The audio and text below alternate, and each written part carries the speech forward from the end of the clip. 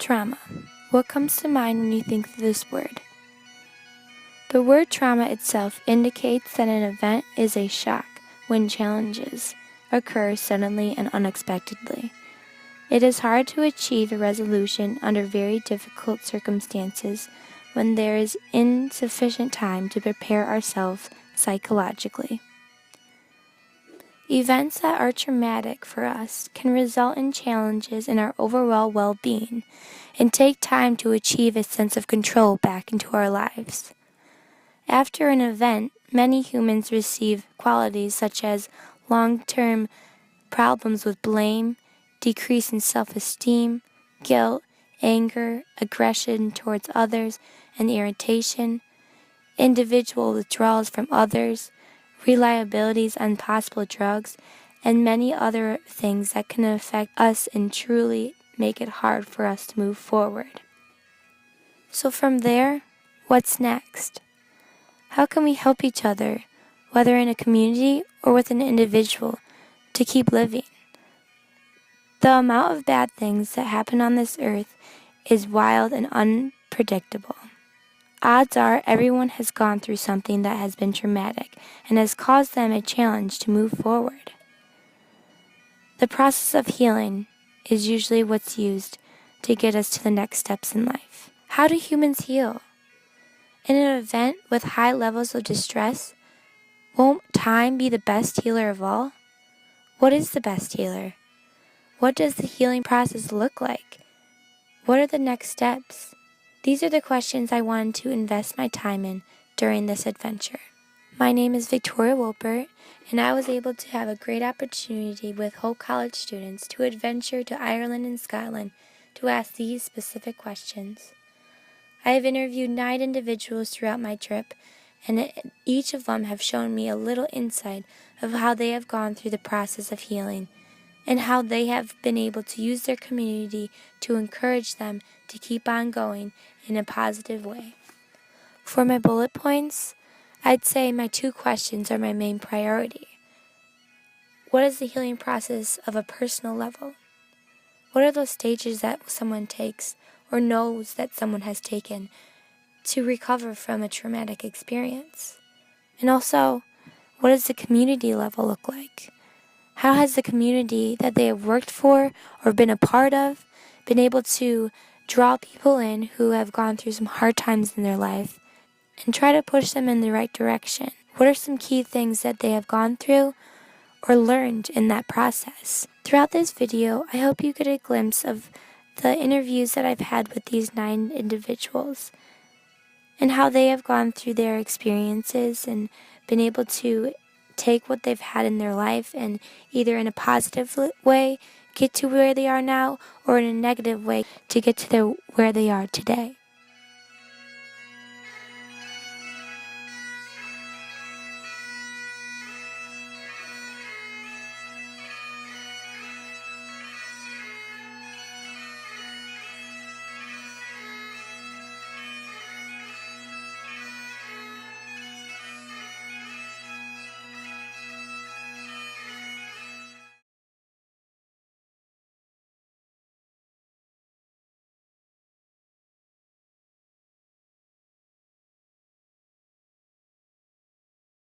So I think there's certainly differences between the community level, the organizational, the personal, and the national.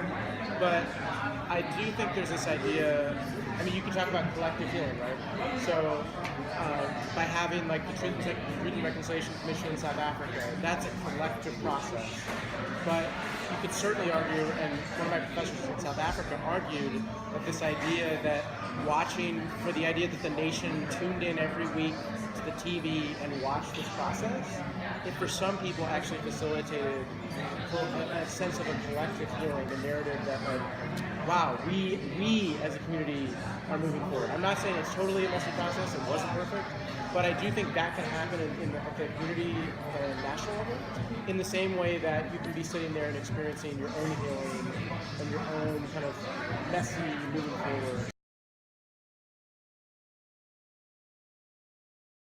I've observed a former Irish Army officer traveling around Belfast and going to places that they had been 10 or 15 years ago when they were monitoring what happened, and said, wow, if I was in this pub 15 years ago, I would not have come out alive. And so watching this Irish Army officer go around and say, huh, there's a change that's happened. And he's struggling with it. He's not totally there, but he's like recognized that there's been some kind of progress, and that, wow, I haven't been to this place in 15 years. I feel different than I did then. It was interesting to watch and see how, maybe reconciliation is an ongoing process, and it's also a process of recognizing that. I think also reconciliation is something where you can't, you can almost see a weight lifted off someone if they're actually letting go of something that they don't even realize that they've been holding. And so that's something that I think that's very much, reconciliation can be very free.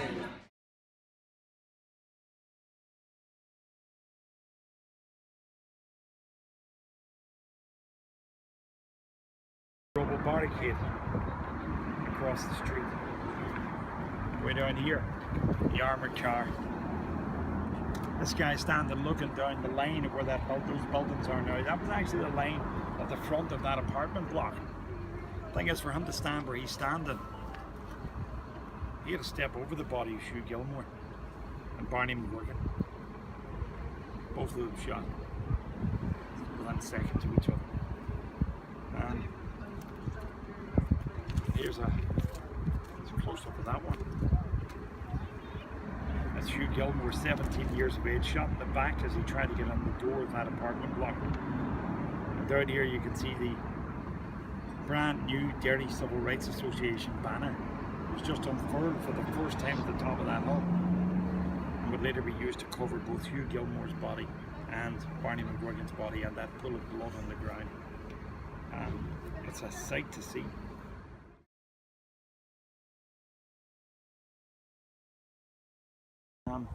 And every corner down here is a story of its own. I'd love to think, there were great stories come out of there. There were some, but vastly outweighed the number of tragedies that visited not just this community, but this whole site. We're standing here, soldiers and policemen guide where we're standing just in front of this wall. The old streets that used to be here, people died. As I said, Man of Steel died down here in between those two stores.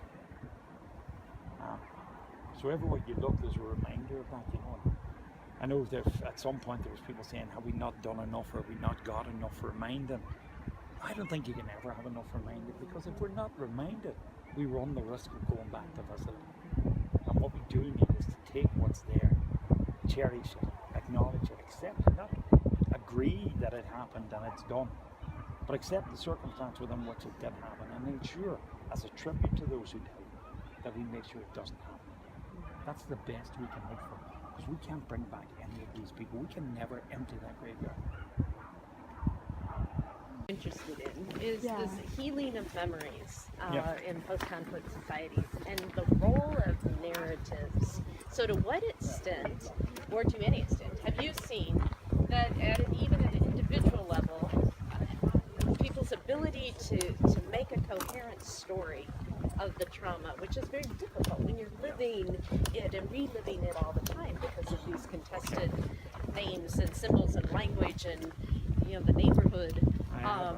So the role of narrative and story in helping people, I guess that's my question. A friend of mine's just come back from the United States, actually just back from Washington, and she met with what's his name?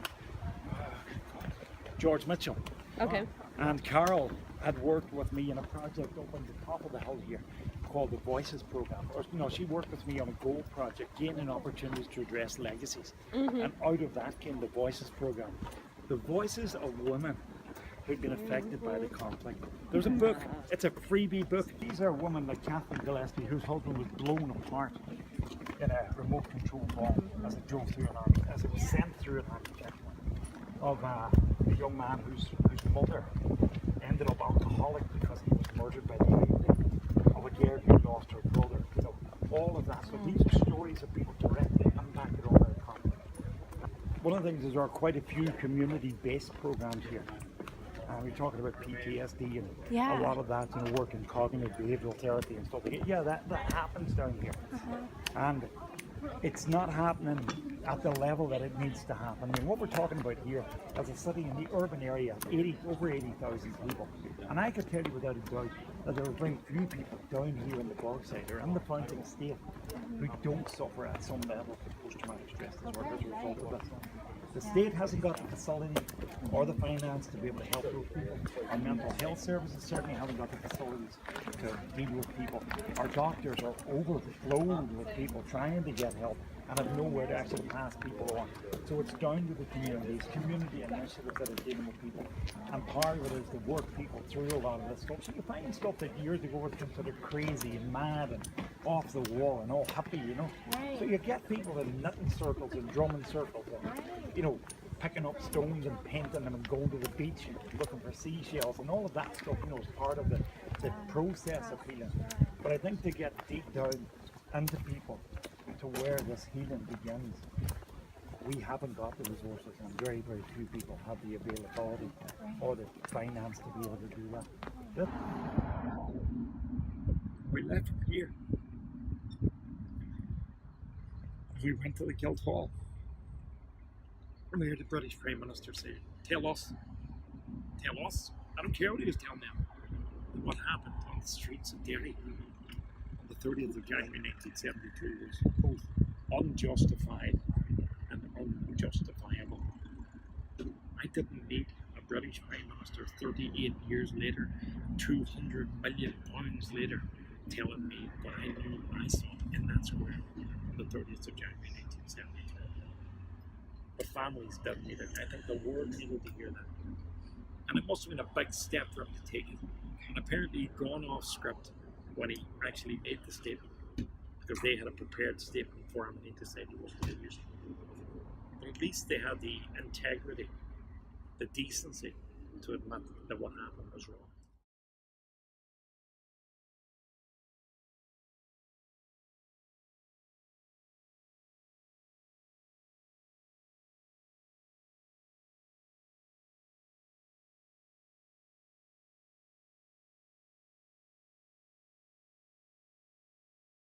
And I loved it, and I says, Lord, I want to do this work. Now I've seen an awful lot of stuff in this work. I'm in this work from 1996 as a volunteer, not a loyalist volunteer, as a volunteer in youth and community until about 2000, which is about 17 years now. I've been a paid worker through the church and through government bodies who donate money or give money to our project and programme. I have seen a lot of things happen. I have seen a lot of deaths through drug misuse and through drug use. Mostly prescribed drugs. Everybody talks about the illegal drugs, which are a disaster, and they are out there. But the legal drugs, I can just start counting people on the top of my hand now, people in our centre who's died through heart failure, or burning my car and Christ through the drug they've been using. It is unbelievable.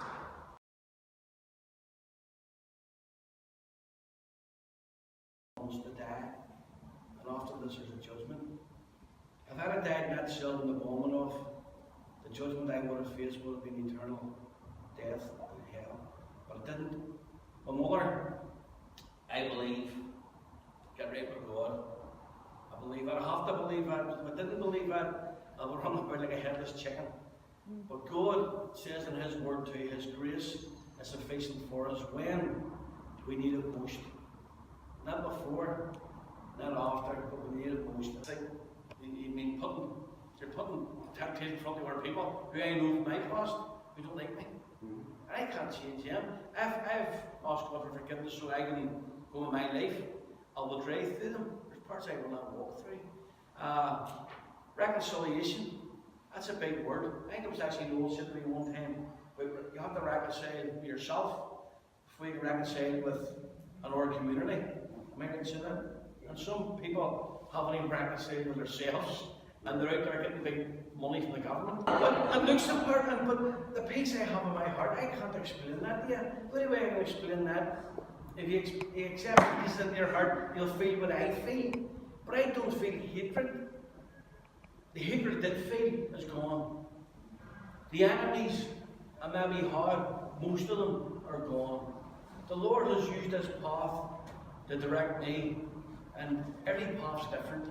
I don't know if it answers your question, does it? You threw a curveball at me, or you got me?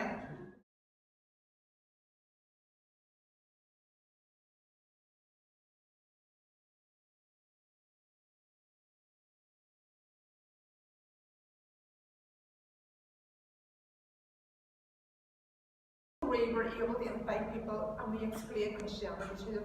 We attracted many alcoholics, many drug addicts to these courses.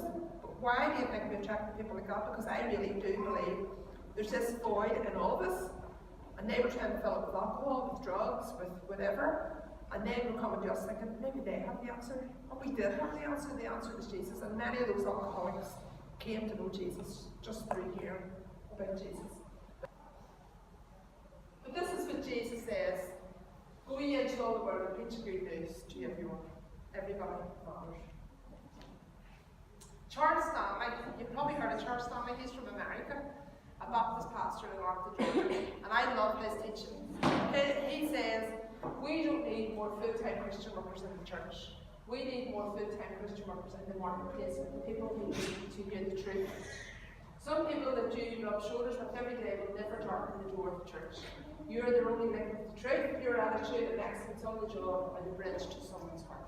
Isn't that amazing? Those next door neighbours have told me about Jesus, but I have never heard about Jesus if they haven't told me about Jesus. I wasn't going to church. So what is church all about? Is it about getting them into church to hear this good news? No, I believe it's out there in that marketplace. If it's out in that square, if it's over in the cafe, it's telling people about Jesus. What encouraged me was Jim Ray, when he was the minister here. And when you go back to, and this is about 32 years ago now, or 31 years ago, when he was here, he met the alcoholics out in the street. He met the homeless, and he brought them in and let them lie on the pews, and made potatoes and sausages and get them out. And his heart was to try and help the alcoholics, was to try and help the homeless, was just to try and help the people of East Belfast Mission. But he didn't just do that. He did that as a way to tell them again about Jesus. But now, 32 years on, and Jim Ray is still alive today, but I just think back to his vision of reaching out to the people of East Belfast. You know, at 32 years on, or 31 years on, that story continues. You know, it doesn't look like, come on in and get a wee plate of potatoes and sausages. They're getting it now over in the cafe. And part of our role is, you know, when we first started, and Andrew's already talked about all the different departments that work in here, and you've got tenancy support, you've got stepping stone. The tenancy support sent me an email to go and see two people. One was a female and one was a male.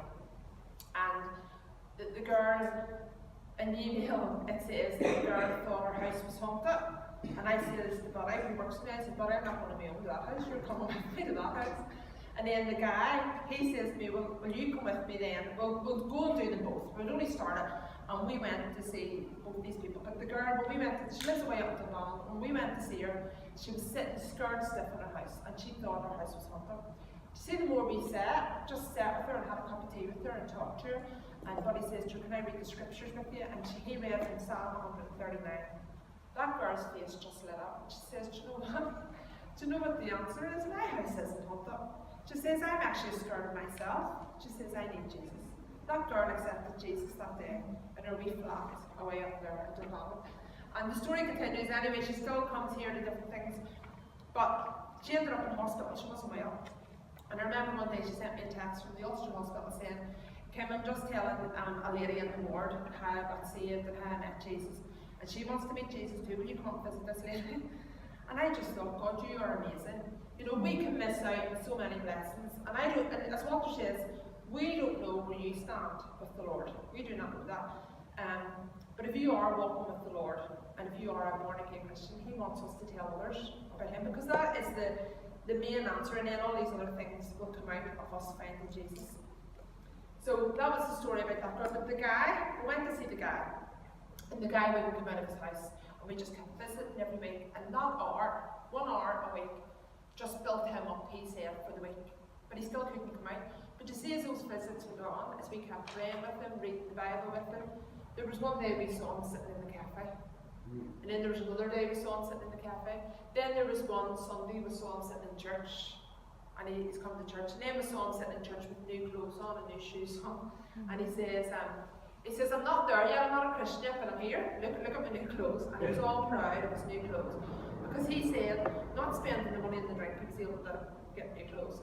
Now that guy, I don't believe has found God yet. But just to see those different steps from going to visit him and so you'd never got that guy into church. If we just had a went there and said, right, come on, we're inviting you on a Sunday. Oh no, do you want to go to church? Well, that's okay, then we'll not invite you anymore. But because we went to him, and then he went to the cafe, and he still goes to the cafe and gets his lunch. And now coming in to the church. So that's what it's about, just bridging the gap between the community and the church.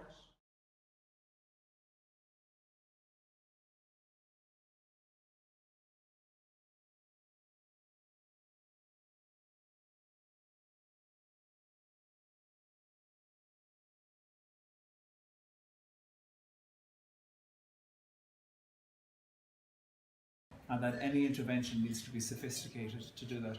And also, therefore, any intervention needs to be humble in terms of knowing what it can achieve, because it might be better to say, we're working with this group of people who are gathered around this particular need to work with them on increasing the quality of their life in this particular way. That's much more of a situation. Similarly, peace does not mean the absence of conflict. Peace is the capacity to live in conflict without killing each other. So societies will never grow into the situation where there isn't conflict. Conflict is what brings art alive. Conflict is why I write poetry, because I'm in conflict with myself. Conflict is what creates dynamism and hopefully win-win solutions and makes us think better and contributes to democratic processes that are to the betterment of all. Conflict is what causes one group of people to be in government one time and then to be ousted or to be re-voted in or for changes to be made. Conflict is to the betterment of human dignity. So, and peace is a society that can live well with its own conflicts in a way where we do not tear each other apart. We may be able to argue well, and that is a fantastic thing. To find a way to participate in public civic arguments that are to the betterment of all is one of the visions about what the outcome can be. This idea that peace is the absence of those things will fail us because usually what we do then is we embed the idea of people being frightened of conflict. You can often be complicit in a narrative. And so the idea that you can know easily what healing will look like without having a sophisticated understanding about the various different beginning points that people have to start off a story of pain. So similarly, what does societal healing in the United States look like? Well, it depends what societal problem you're looking at. And it also depends as to what societal narrative about that problem you're looking at. Are you looking at it from the point of view of a victim or a perpetrator? Are you looking at it from the point of view of somebody who has inherent privileges that are unacknowledged? Are you looking at it from the point of view of someone who is keen to get a quick answer? Are you looking at it from the point of view of a militarized system that hasn't recognized that they perhaps were perceived as terrorists by other people? And that's part of an entire problem.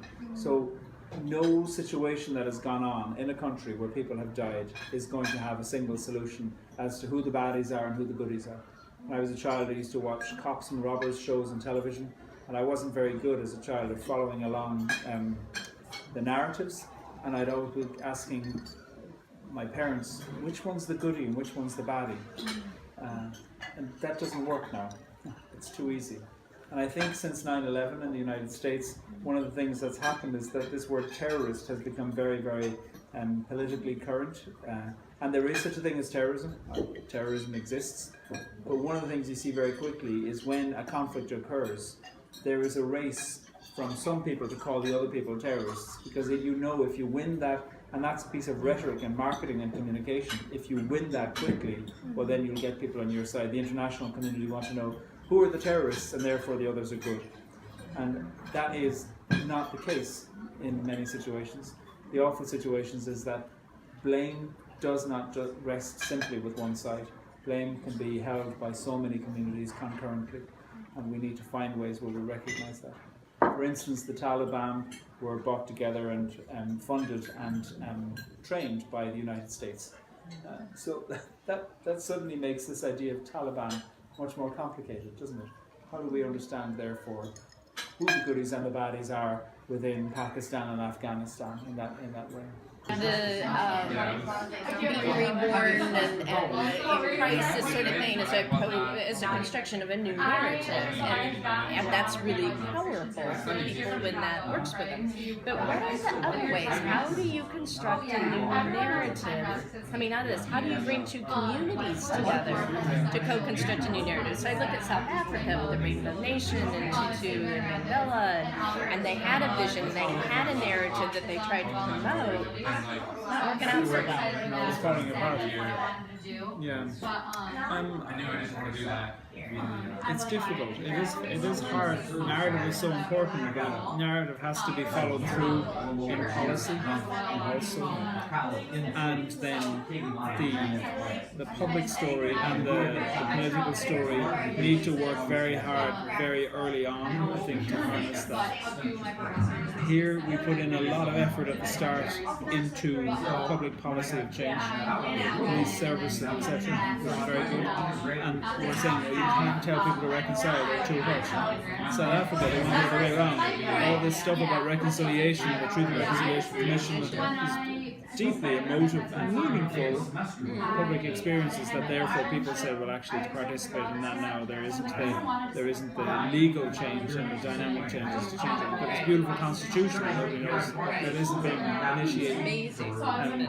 So I think the earliest stages are the stages when some of the most painful work needs to be done, and it needs to be done on both levels, on the level of civic governance and also on the level of civic healing, because it's then that you realise actually it's fresh to us how many people died together, and what we need to do is to put huge public gestures and public changes into place.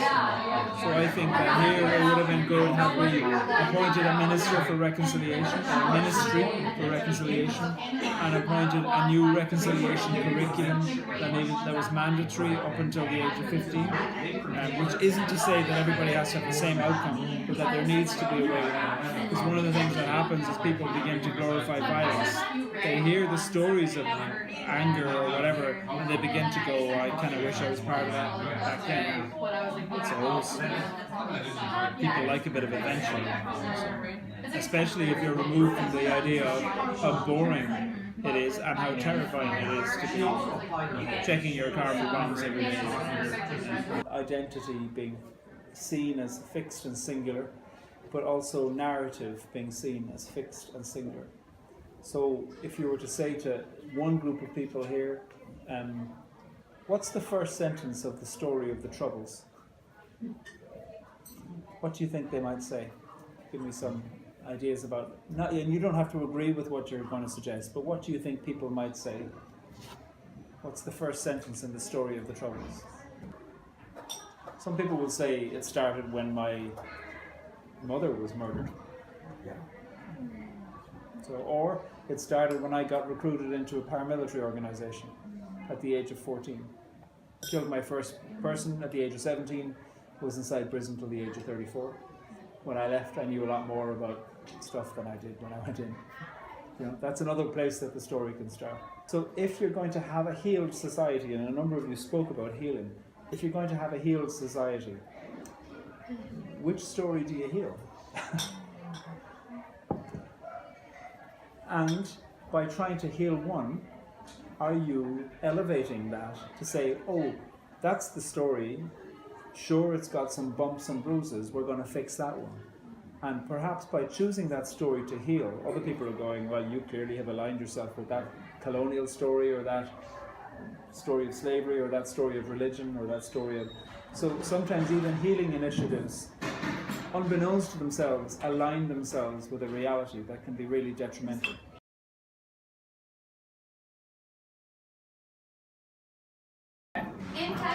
Well, it's hard because grief, you never get over grief. There's no such thing as closure. Grief requires you to learn to live with something that was fundamentally interrupted. And so So every anniversary is going to be new. So you're never going to get back to the way things were. You're always going to be having to. So, and some people, I think for them, it's going to feel like their life stopped, and ultimately they'll die many years later still feeling like their life stopped 40 years previous. And other people will find a way to move on, and for both of those are true. And so how is it in a society that you make sure that you have a narrative that doesn't shame those for whom life stopped, and doesn't create the situation where we say, oh, that person said within a year, oh, I forgive the people, whatever, you know. And you're always going to get those people whose moral response is to do that. But a moral response of objection is also moral. So we need to have multiple narratives of what success looks like. Success for some people will be saying, I've moved on and I feel like I'm healed and actually I don't think about this too much. And other people say, no, my success is my protest because there wasn't a just enough initial process. And that also. So having this idea that there's healing good and everything else is bad, particularly healing or forgiveness good, everything else is bitterness and resentment. That's a really poor way to understand what social progress can look like and what social healing can look like. For some people, they'll say, actually, I have gotten involved in protest and calling for justice, and actually my expertise has come alongside some people, unexpected people in other situations trying to do similar things. So I think that can be a really beneficial thing to look at. They recognize actually they have a certain new sense of vocation from it. Not that they had chosen it, and it's not good, but it's what they do now.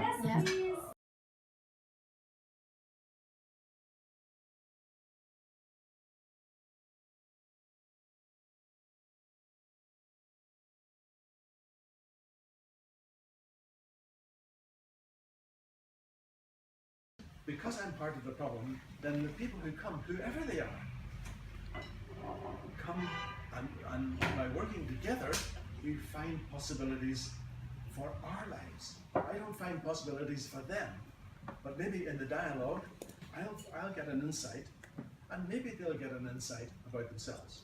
What did you do? Or we didn't ask who was your killer, or we didn't ask any of those questions. So we had a chance to be with families who mostly had lost their menfolk, and in a sense, my task, was to be a sort of holder of babies, to play soccer with the kiddies, to do activities with the teenagers, the sort of things that a dad would do, but there was no dads there, or very few dads there. And then once you did that, in the evening time, you listened to the mums telling the story of the loss. And that was always very hard. But they taught us about how to be with traumatically bereaved families. So I didn't come in with all guns blazing as the answer, God's gift to bereaved people. They were our teachers. And mostly, almost I can say, pretty well everything that I've learned has come from our guests. It hasn't come from any innate brilliance that I happen to have, which I don't. They were our teachers to show us how important the task is, which we take for granted because mostly we have the tasks. But giving tasks to other people is probably more important than doing the task. Corey made contact with this man, Michael Gallagher, who lost his son Aidan, 18-year-old boy, and Michael started a self-help group, a support group, because it was taking so long for the official people to get their bureaucracy right. So he just started the group. And we made contact with him and said, look, Carmel has got 100 odd beds. You've got people who've been used working with traumatically bereaved.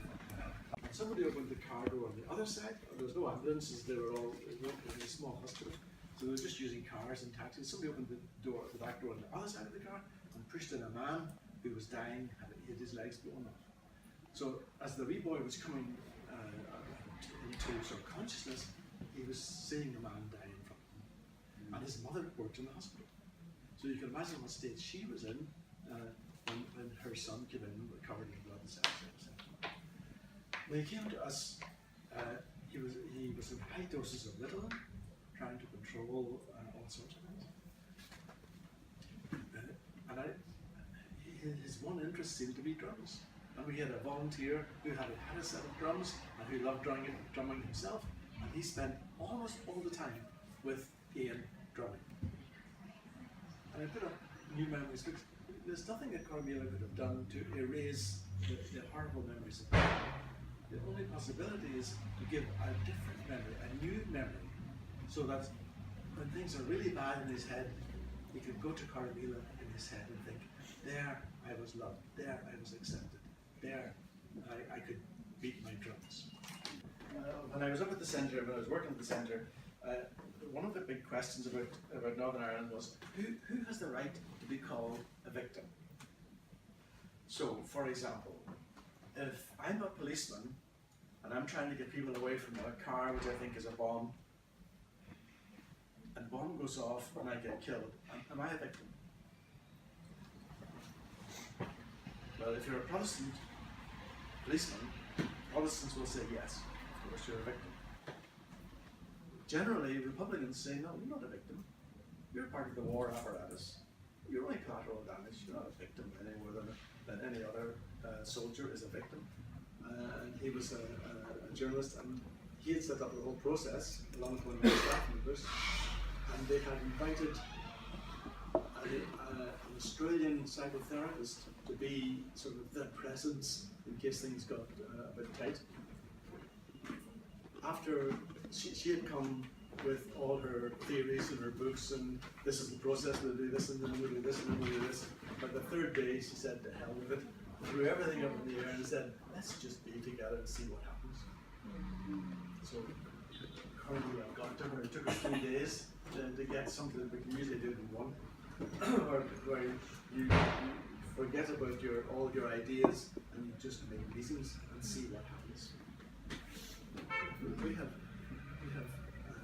a member of our community who lost her husband. A total random shooting. Paramilitaries came into the office space, and he opened his office door to see what was going on. And they ran out of the building, and as they ran out, one fella turned the gun over his shoulder and did that, and killed Malachi, and more or less instantly. And she is remarkably free. It's really quite incredible. She never had bitterness, and she had 5 children. And the youngest one was only a baby, Dawn. Others, they carry the pain. You know the Robbie Burns phrase, nursing her wrath to keep it warm?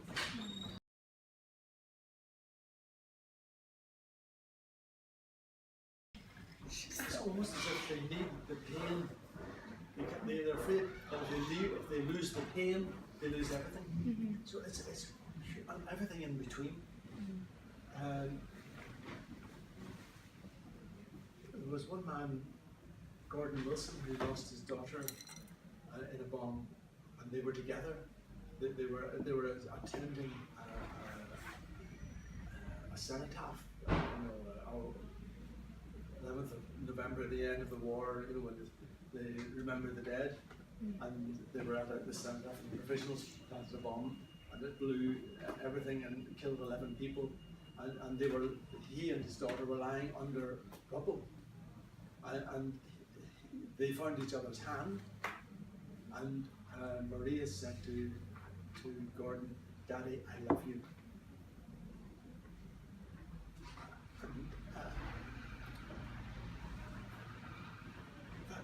the fact of being loved meant that he never felt bitter. It was again remarkable. Mm-hmm. And he was, Duke was made a senator in Dublin, and he was on television, and they kept asking him questions like, do you feel any bitterness? And he would say, to be honest, I don't have any bitterness. And I think it was because his daughter loved him enough that he didn't need to be bitter. But it's just such a range of possibilities.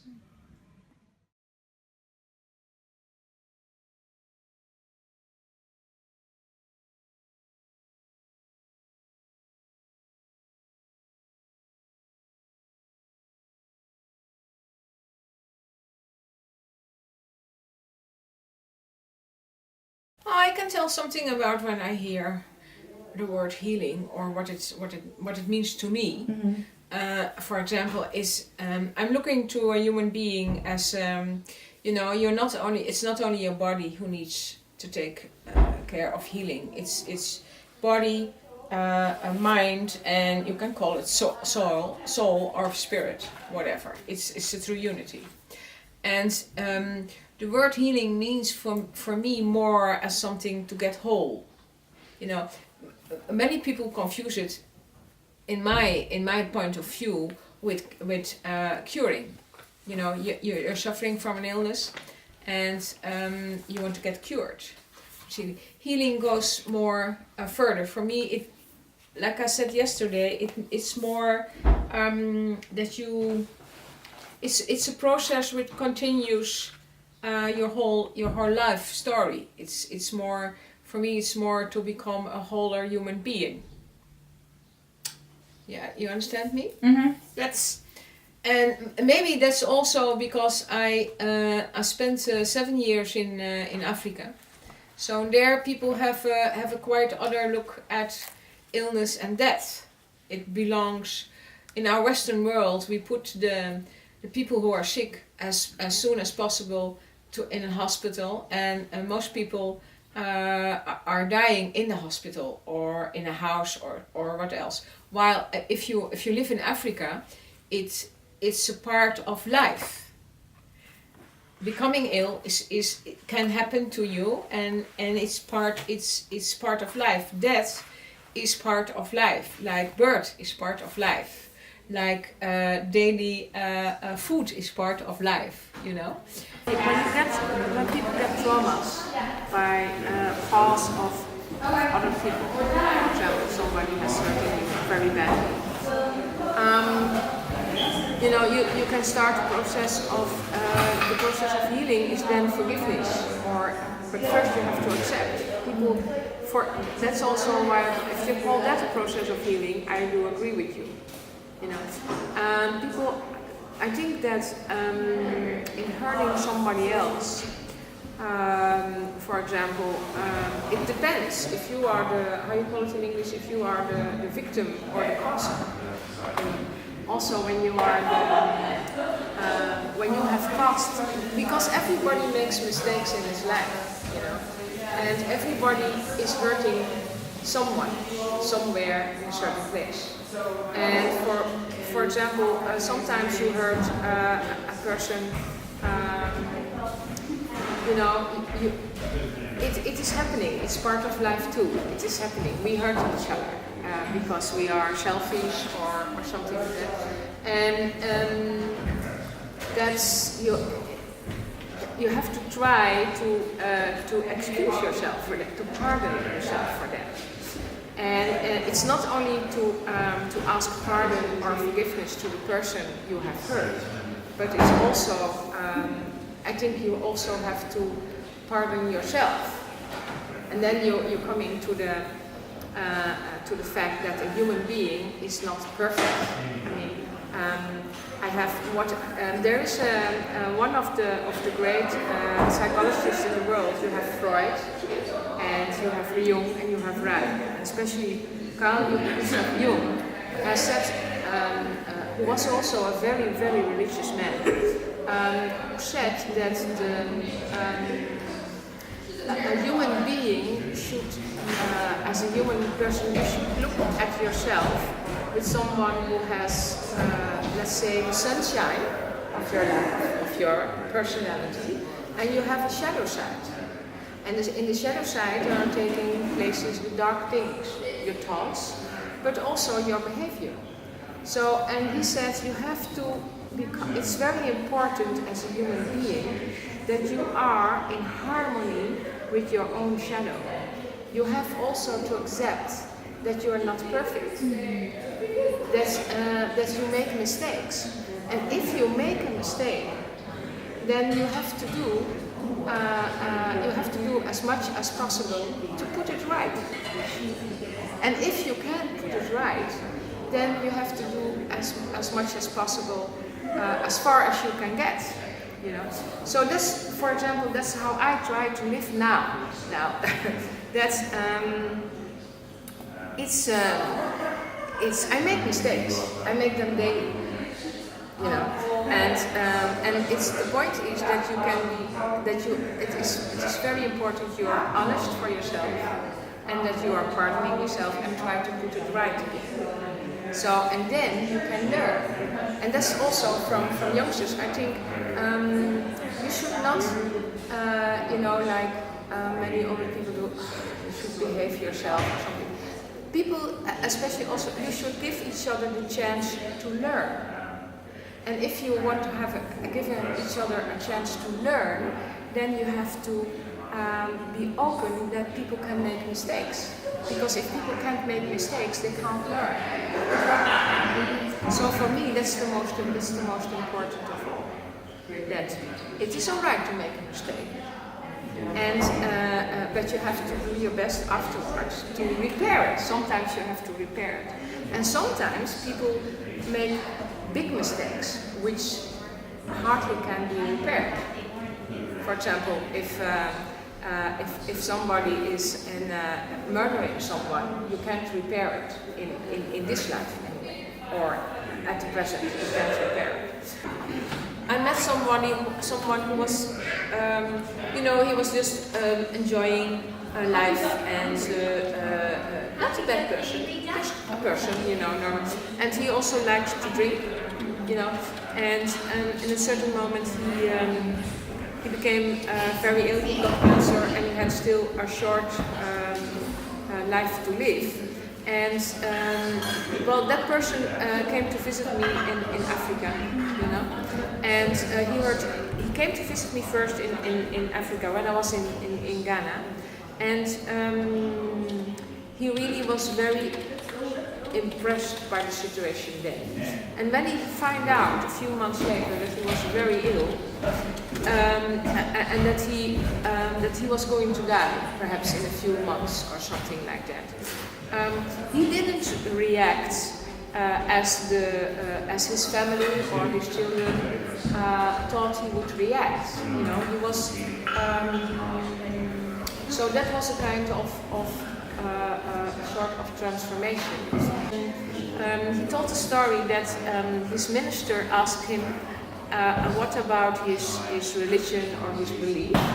And he said, well, when I'm going to die, the only thing I can do is handing over an empty paper to God, because it's God who's judge.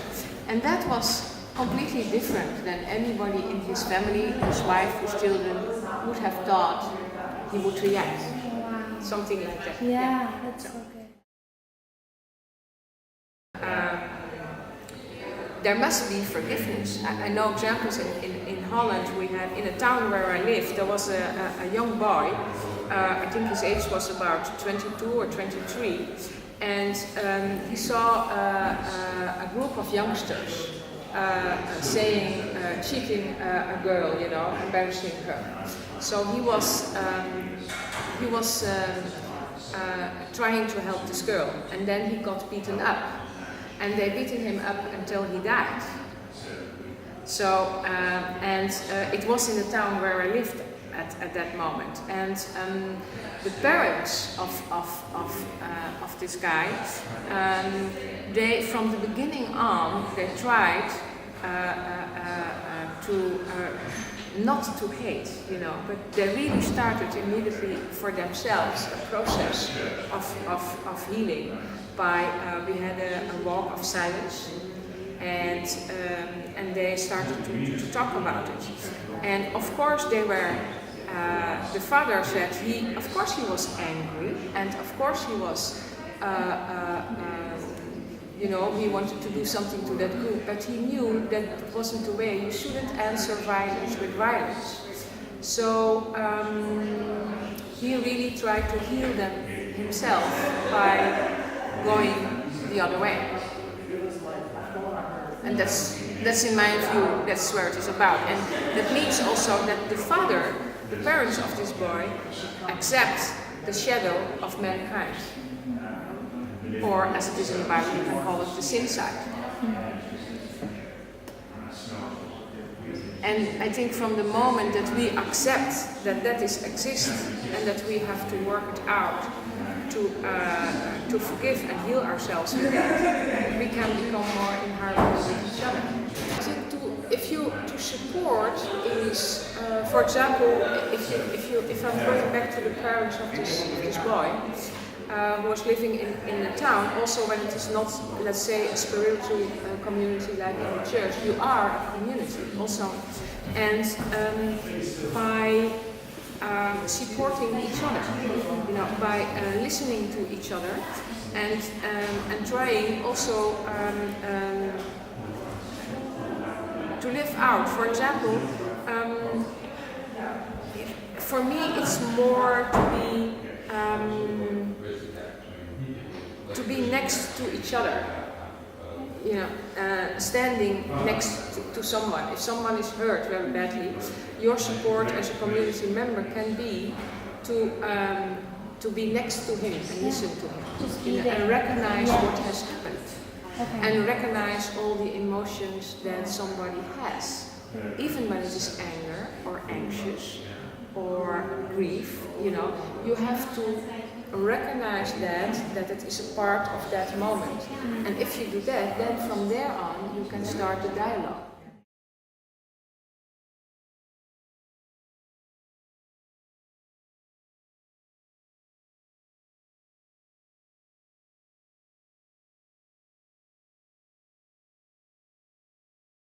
Do you understand? Yeah, I get what you Okay. mean. Just what are your thoughts on that?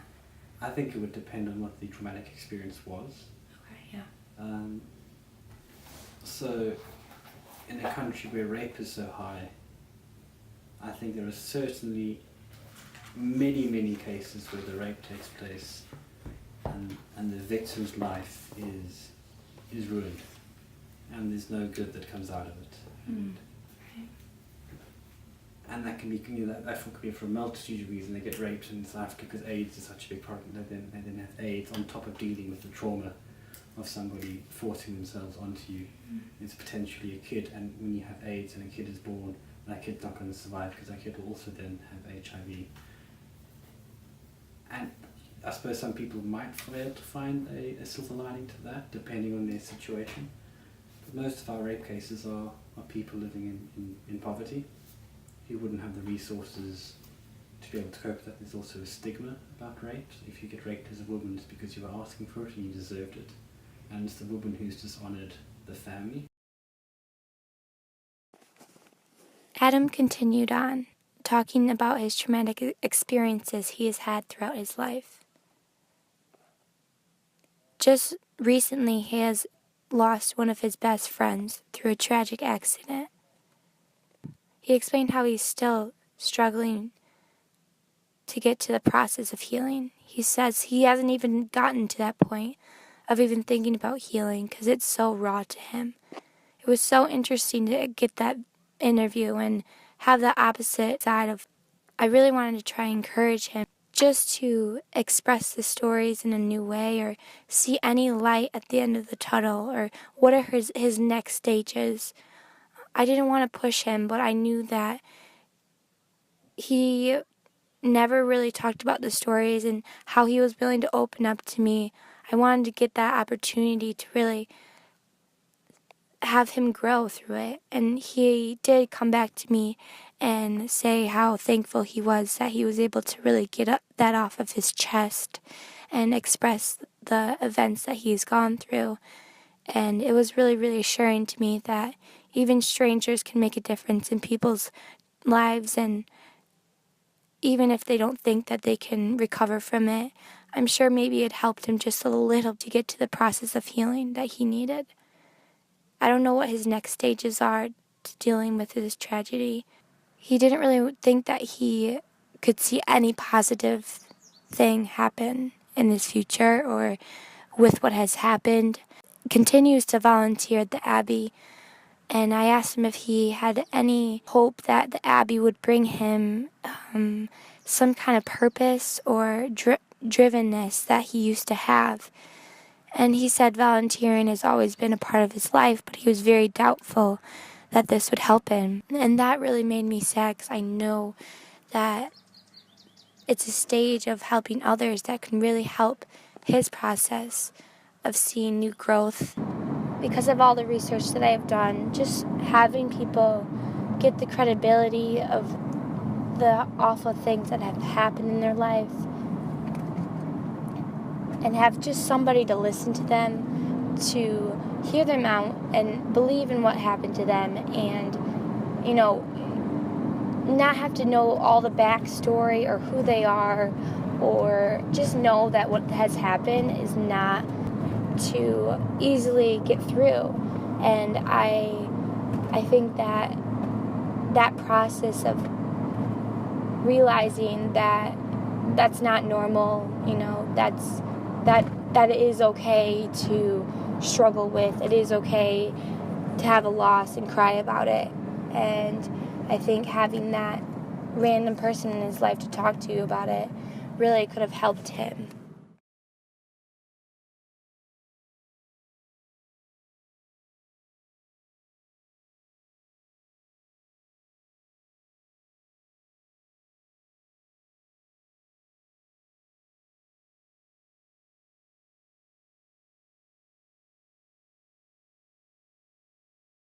Well, I'm sure there's a spectrum, and at one end of the spectrum there are people that don't hear, who can't accept, and they become very isolated from the rest of, from perhaps the mainstream in the country. So, but then at the other end of the spectrum, there are people who say, well, I would have liked result X, we got result Y, and okay, that wasn't to be, and I'll just get on with life. And then I suppose you have everyone in between. And over time, I think people generally accept, but I think it takes time. And I think it also takes the other side. It takes the people who did get what they want to also, to help those who didn't get their way. You know what I mean? So, for the people who voted no in the last independence referendum, we kind of have to encourage the people who voted yes, that it's not all bad, and help them with their acceptance. Well, that situation may reverse if at the next referendum those who voted no are disappointed and we end up being an independent country. Certainly, I will vote no. But if we become independent, I'll get on with it, accept it, and we'll make the best of it. I think I would say, in my own experience, it's more. I think I've had experiences. I think most of us have had of having some significant falling out with a friend or a relation or a wife, and you finding yourself in an intractable or seemingly intractable disagreement, and a lot of bad resentment, bad blood, etc. And the question was, how do you find your way through that? I think, well, the old adage, time is a great healer, because time puts things into perspective. The strong feelings that you felt previously dissipate, and you get a bit more perspective and objectivity, and you think, well, actually, you begin to see what's more important, the thing that you fell out about or your relationship. And so hopefully, certainly in my experience, but that's a two-way street, isn't it? You decide that it's more, whatever you disagreed about, you fell out about, is less important than preserving your relationship. But that doesn't always work, right? Some people will think it's more important to maintain their position on whatever it was than to preserve their relationship. Right. So, but that's a choice we all have to make.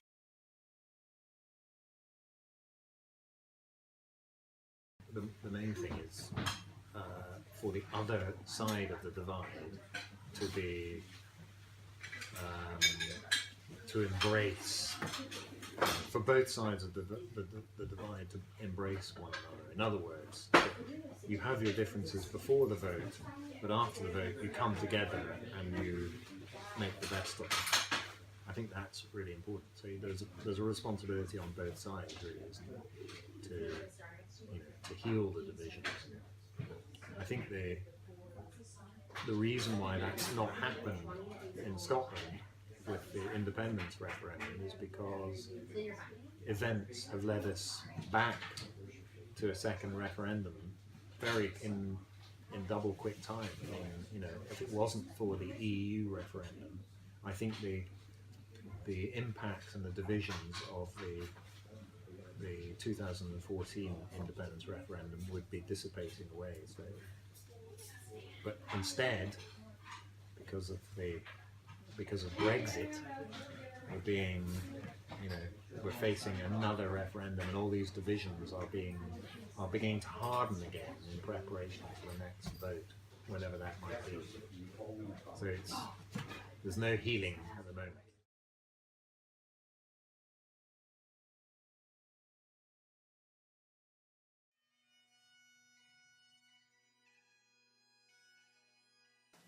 Individually, I've learned through the healing process, when provided support to people who have experienced trauma, it is crucial that they are responsible for their own individual process of coping. To achieve trust, listeners must respect the narrator, and individuals who have experienced trauma cannot create positive outcome for the survivor. But it is important that rather the people maintain a focus on ways to support this process of growing. Storytelling can also be used for people who have gone through traumatic experience to organize that event. It can integrate meaning back into their lives. Having someone just there to listen and hear them out can be very helpful to get through the next stages of personal healing.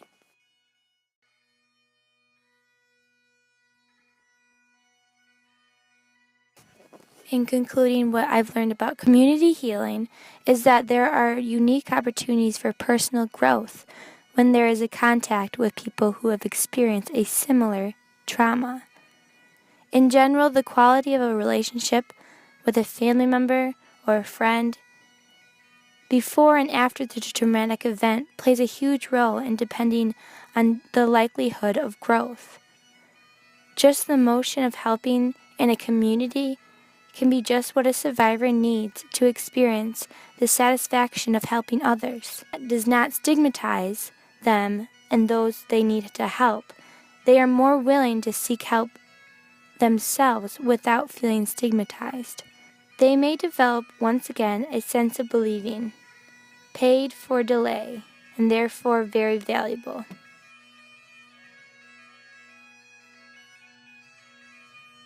All in all, I have learned a lot throughout this trip, and not just with my research project or with the individuals that my group has talked to, from the Abbey community or the city people or the Wellington church community. Everything I've experienced helped me deeper understand how humans are so similar and all need similar things. That is why it is crucial for us to help each other out.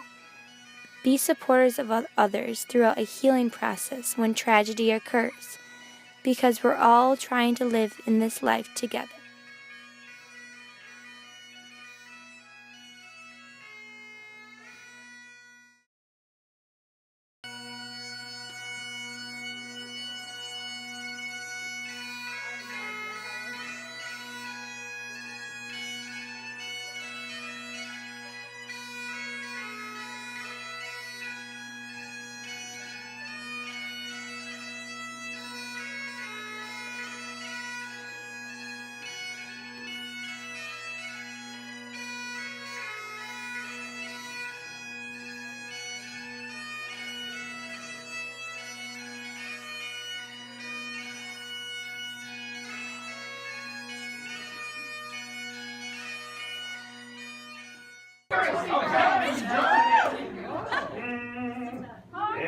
Immoral, impossible, God only knows how tenors and basses, sopranos, altos, at service on Sundays are really the same as those who on Thursday to choir practice came. Unready, unable to sight read the notes, nor counting, nor blending, a tight and close. Their descant so busy, soaring above, the melody only a mother could love. They have a director, but no one knows why. No one in the choir aims to turn him an eye. It's clear by his waving he wants them to look, but each of them stands with their nose in the book. Despite the offences, the music rings out. It's a treat. Johnny brings down your tummy but flattens your feet. My wife is so shy she won't run in the light. She'd much rather run when the sun's out of sight. The very first time as we jogged through the park, she fell into the lake, it was so bloody dark. Tra-la-la, it's a treat. Johnny brings down your tummy but flattens your feet. And now special one for parents. If your children annoy you, get under your feet. Just send them all out for a jog as a treat. If you get them to run just a mile each day, at the end of the week they'll be 7 miles away. La-la-la, it's a treat. Johnny trims down your tummy but flattens your feet. That next to last verse. Fanatical joggers go out every day. They really enjoy it, at least that's what they say. And though you may doubt it, they'll stick to their guns. It brings a new meaning to having the runs. La-la-la, it's a treat. Johnny trims down your tummy and flattens your feet. Last verse. You get rheumatism and ligament strain, influenza from jogging too long in the rain, and you have to be careful as you jog through the town. If you step off the pavement, you'll soon feel run down. Tra-la-la, it's a treat. Jogging trims down your tummy and flattens your feet. Ta-la, it's a treat. Jogging trims down your tummy and flattens your feet.